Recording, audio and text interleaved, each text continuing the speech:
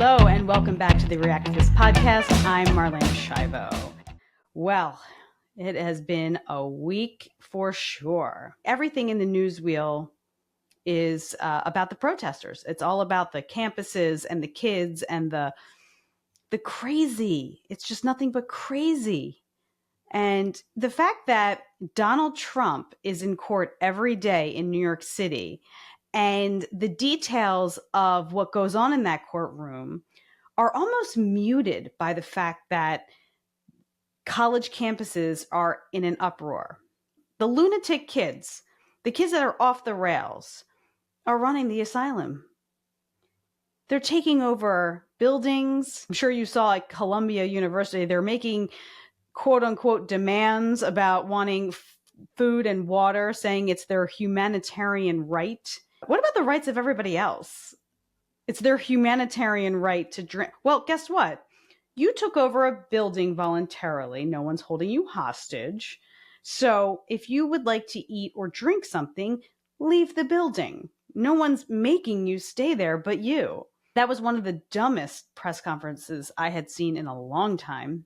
I have lost so many brain cells listening to these idiots at Ivy League universities and very, very elite colleges doing the dumbest stuff I have ever seen. I'm so glad my kids are not college aged at this point. Saving for college is not stressing me out at the moment. I wouldn't want to pay $1 for my kids to go to any of these schools right now. And it's not just the protests. Even before this, the progressive ideals that they're implementing on all of these college campuses, it's all political. Why are we politicizing college campuses? It's a place for education. This is not City Hall. When I was in college, we did marches. You know, we're talking about the 90s. We're talking about the Take Back the Night march, right? Women unite, take back the night, right? That's all we did.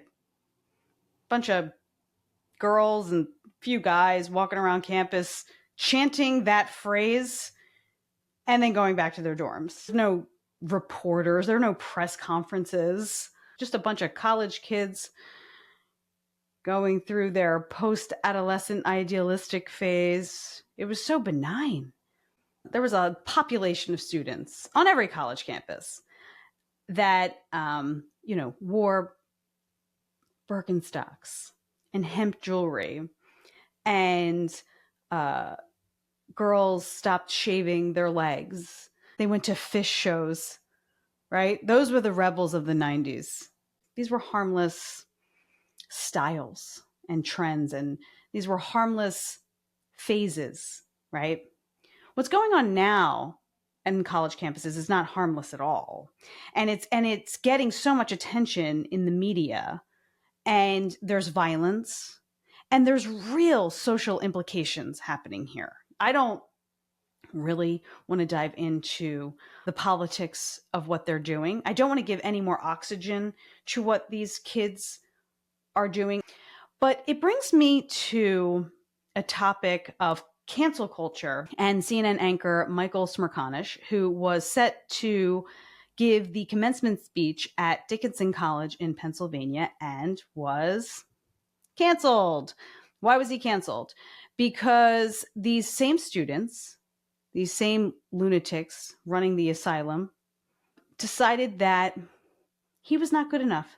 There was a outcry to not have Michael Smerconish be the speaker, because in 2004, he wrote a book called Flying Blind. It was a book written 3 years after the 9/11 attacks. It turns out he wrote about how the TSA should be paying attention to people who looked like Arab Americans, because they looked like the same people who flew and crashed these planes on 9/11.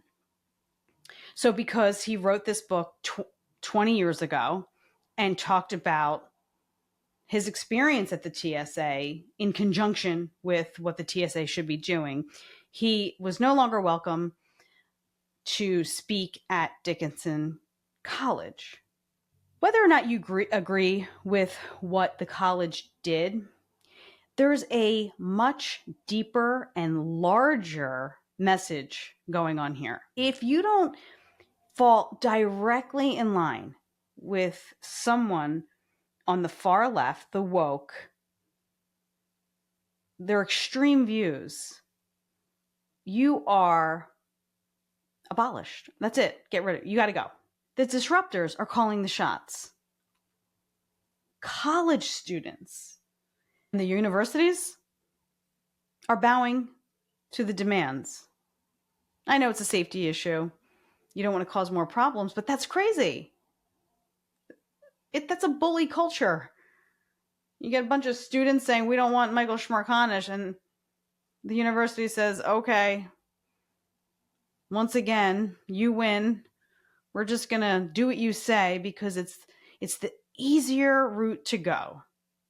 It's the easier thing to do. Let's bow to the bullies. This is where I hope karma really comes in. When these kids are out in the workforce, I mean like a real workforce. I don't mean like going on Instagram to be a influencer.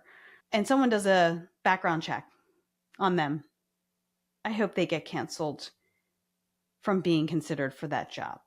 Michael Smerconish is very unique in that he doesn't actually follow any particular narrative.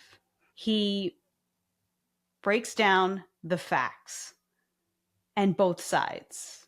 If you've ever listened to him, if you ever watched his show on Saturday, and if you've ever listened to him on Sirius XM, he's a very level-headed, sort of down-the-middle guy who looks at both sides and reports and interviews, and he has some opinions. We're so upside down. And the things that get canceled versus the things that don't get canceled never cease to amaze me. I don't know if you remember a few years back when Gwyneth Paltrow came out with a candle that apparently was the scent of the candle was modeled after her, quote, vagina, her words. You can look it up. That's where we are as a society, right? We have vagina candles. We have a trend that came out last year that's making the rounds on social media. It's a fashion trend called Peain Jeans.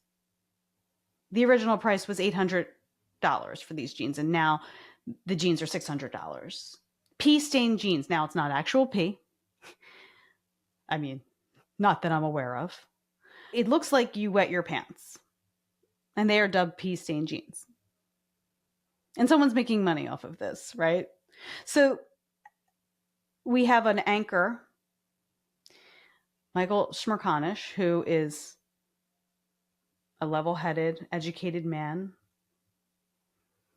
who has written more than one book, who has been told he is not worthy of giving a commencement speech because kids on the campus who have no idea what the hell they're talking about, they have no idea what the hell they stand for, decided he wasn't good enough.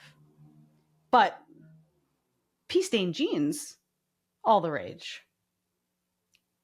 Vagina candles, of course. I don't have a word for what I'm even talking about anymore. I can't even say it's incredible, it's amazing, it's unbelievable. Nothing describes where we are right now as a society. Nothing. But in terms of words and what they mean, I'd like to switch gears and talk about AOC, another genius. She was talking about the border. She said it's not a border crisis. It's an imperialism crisis. It's a climate crisis. It's a trade crisis. And she added that using the word surge to talk about what's going on at the border has overtones of white supremacy. She thinks the word surge shouldn't be used at all when talking about the surge of migrants that are crossing the border on a daily basis. So now we have to cancel the word surge in the context of the surge that is crossing our border every day because AOC said so. I guess we could call it a parade. It is a surge. It is a surge of human beings crossing the border. There's no need to cancel the word. And you want to talk about white supremacy, AOC? Why don't you get yourself over to one of the campuses where there is a surge of white supremacy? How come you're not talking about that, AOC? That's the real deal. You have students that are disrupting everyday life and resources and education. They're anti-Israel, which means they're anti-Jews. That has overtones of, wait for it, white supremacy. Not the word surge. And whether you call what's going on at the border a crisis or a parade or a march, an event, it's still a problem. Crisis is a synonym of the word problem, AOC.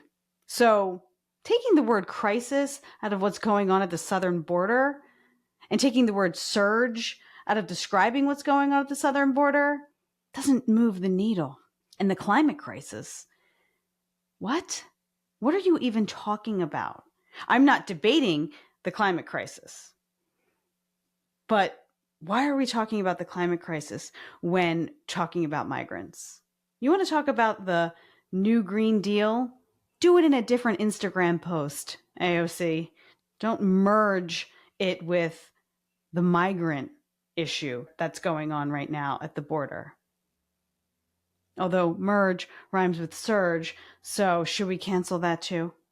Can we say there's a surge of rising temperatures, one having absolutely nothing to do with the migrants crossing the border, but, you know, I'm just figuring why we're on the topic. The extremists in this country are taking over in every sense of the word. They're taking over in Congress. They are taking over on the other side in the Supreme Court. They are taking over, at this point, college campuses.